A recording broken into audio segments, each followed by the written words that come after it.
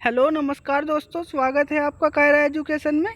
देखिए, हम इस वीडियो में जो बात करेंगे वो आप पर्यावरण से संबंधित महत्वपूर्ण प्रश्न हैं जो कि बार बार परीक्षाओं में पूछे गए हैं और आगे भी पूछे जाएंगे। और इसमें हमने कुछ अन्य टॉपिक भी लिए हैं जो कि आपकी परीक्षा की दृष्टि से रामबाण साबित हो सकते हैं। तो वीडियो को अंत तक देखें, पूरा देखें और हमारे चैनल पर बने रहें। हमारे चैनल को सब्सक्राइब करें, लाइक करें, शेयर करें। और चलिए देखिए, हम बात करते हैं जो आपके महत्वपूर्ण प्रश्न हैं उनके बारे में। तो देखिए, पहला है आपका जीवोम से संबंधित है। कैसे है? जीवोम से संबंधित है। इसमें आपका पहला है, देखिए, आर्कटिक मरुस्थल कहा जाता है। यानी कि आपका आर्कटिक मरुस्थल किसे कहा जाता है?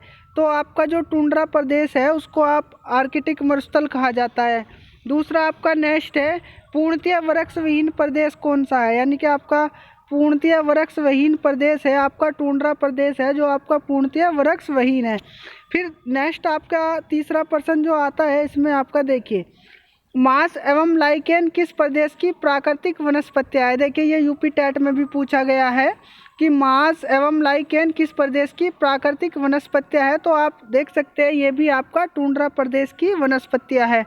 फिर है आपका, देखिए, बार बार पूछा गया है कि रेडियार जंतु कहाँ पाया जाता है? रेडियार जंतु कहाँ पाया जाता है? तो आप देख सकते हैं रेडियार जंतु भी आपका कहाँ पाया जाता है? टुंड्रा प्रदेश में पाया जाता है। फिर देखिए नेक्स्ट है, ये भी परीक्षाओं में पूछा जाता है, शंकुधारी वृक्षों की प्रधानता कहाँ पाई जाती है? तो आपका जो शंकुधारी वृक्ष होते हैं वो आपका टेगा प्रदेश में पाए जाते हैं। फिर नेक्स्ट आप देख सकते हैं, ट्रन नामक पक्षी की प्रवासन क्षमता सबसे अधिक होती है। ये आपका कहाँ मिलता है? तो ये टुंड्रा बायोम में आपका मिलता है। कौन सा है? ट्रन नामक पक्षी की प्रवासन क्षमता सबसे अधिक होती है, जो कि आपका टुंड्रा बायोम में मिलता है। फिर नेक्स्ट आप देख सकते हैं कि टुंड्रा बायोम क्षेत्र में खाद्य श्रृंखला का क्रम क्या है आपका? तो देखिए, इसमें सबसे पहले आपका मांस आता है, फिर लाइकेन, फिर रेडियार, फिर एस्किमो मानव। यानी कि ये इसका क्रम है जो कि परीक्षाओं में पूछा गया है। और ये मैंने जो आपके सामने प्रश्न लिए हैं ये आपका सी टैट, यूपी टैट में तो बार बार रिपीट होते हैं, जो कि बहुत ही महत्वपूर्ण है आपके परीक्षा की दृष्टि से। नेक्स्ट है, देखिए, आपका फिर है, मैंने लिया है इसमें भारत सरकार द्वारा गुणवत्ता मानक। यानी कि भारत सरकार के कुछ मानक चिन्ह हैं जिनसे गुणवत्ता प्रदर्शित की जा सकती है, गुणवत्ता प्रदर्शित की जाती है। जैसे आपका पहला है, देखिए, ब्यूरो मानक। आपका परीक्षा में पूछ लेगा कि ब्यूरो मानक से हम क्या नापते हैं, ये किस लिए प्रसिद्ध है? तो पर्यावरण प्रदूषण रोकने हेतु, यानी कि जो पर्यावरण प्रदूषण रोकने हेतु एक चिन्ह होता है जिसे हम ब्यूरो मानक कहते हैं। ये वाहनों पर लगाया जाता है, ठीक है। इसके बाद नेक्स्ट है आपका एग मार्क। यानी कि एग मार्क का जो चिन्ह होता है आपका, आपने देखा होगा, जो खाद्य पदार्थ है कृषि की शुद्धता एवं गुणवत्ता के लिए आपने देखा है। जैसे हमें कोई मार्केट से हम कोई प्रोडक्ट खरीदते हैं, जैसे मान लीजिए बिस्कुट ही लेते हैं, तो उस पर भी एक चिन्ह मिला हुआ होता है आपको, जिसे हम एग मार्क कहते हैं। जितने भी आपके कृषि खाद्य पदार्थ की शुद्धता व गुणवत्ता के लिए ये आपका लगाया जाता है। फिर आपका नेक्स्ट है हॉलमार्क। देखिए, हॉलमार्क आपका सोने की गुणवत्ता को प्रदर्शित करता है कि ये जिस सोने के पे जो मोहर लगी होते हैं ना, हॉलमार्क का चिन्ह आपका होता है, तो उससे हमें ये पता चल जाता है कि ये हाँ वास्तव में सोने का आभूषण है। फिर देखिए, इको मार्क होता है आपका, जो पर्यावरण के लिए है, आपका पर्यावरण अनुकूलन के लिए। फिर देखिए आपका नेक्स्ट है, भारत में पेलिकन पक्षी कहाँ प्रजनन करते हैं? देखिए, पूछा गया है, मतलब आपके परीक्षा में भी पूछा गया है, यूपी टेट में भी। तो देखिए, जैसे मान लीजिए, या तो आपको जोड़ी मिलाने के लिए दे देगा, या फिर आपको कोई एक स्थान दे देगा, तीन नहीं देगा। तो इस तरह से मैंने जो ये आपके सामने स्थान लिखे हैं, जैसा आपका पहला हो गया नैला पट्टू, दूसरा हो गया आपका कोका कारे बेलूर, फिर आपका कुंथन कुलम हो गया। तो जो भारत में पेलिकन पक्षी है वो इन जगहों पर आपका क्या करते हैं? प्रजनन करते हैं। फिर आपका नेक्स्ट है, देखिए, आपका कि भारत में पारिस्थितिकी तंत्र के जनक। तो जो भारत में पारिस्थितिकी तंत्र के जनक है वो आपका प्रोफेसर रामदेव मिश्रा जी है।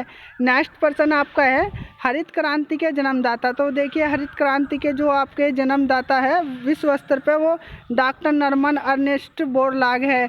फिर देखिए भारत में पूछ लिया जाता है कि हरित क्रांति के जनक, तो आपका भारत में जो हरित क्रांति के जनक है वो डॉक्टर MS स्वामीनाथन है। नेक्स्ट है आपका श्वेत क्रांति के जनक किसे कहते हैं, तो आप देख सकते हैं श्वेत क्रांति के जनक जो है आपके डॉक्टर वर्गीस कुरियन जी है। देखिए ये जो आपके पर्सन है, जैसे भारत में हरित क्रांति के जनक, श्वेत क्रांति के जनक, हाँ, और इनसे ना हमेशा ही पर्सन बनते आए हैं क्योंकि इसमें बच्चे कंफ्यूज हो जाते हैं और उनको पता नहीं चल पाता, इसलिए मैंने इससे संबंधित जो भी पर्सन परीक्षाओं में बनते हैं वो आपके सामने लिए हैं। नेक्स्ट हम देख सकते हैं, देखिए चिपको आंदोलन।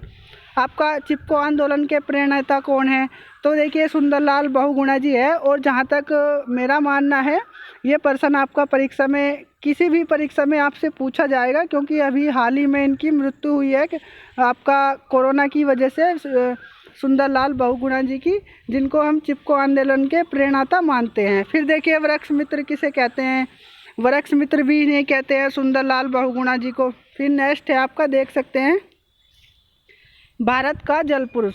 तो भारत का जल पुरुष किसे कहते हैं, तो डॉक्टर राजेंद्र सिंह जी को हम भारत का जल पुरुष कहते हैं। फिर भारत का बर्डमैन, देखिए डॉक्टर सलीम अली को हम भारत का बर्डमैन कहते हैं। फिर टाइगर मैन ऑफ इंडिया किसे कहते हैं, कैलाश सांखला को हम टाइगर मैन ऑफ इंडिया कहते हैं। फिर आपका नेक्स्ट है डॉल्फिन मैन ऑफ इंडिया किसे कहते हैं, तो रविंदर सिन्हा जी आपके कौन है, डॉल्फिन मैन ऑफ इंडिया।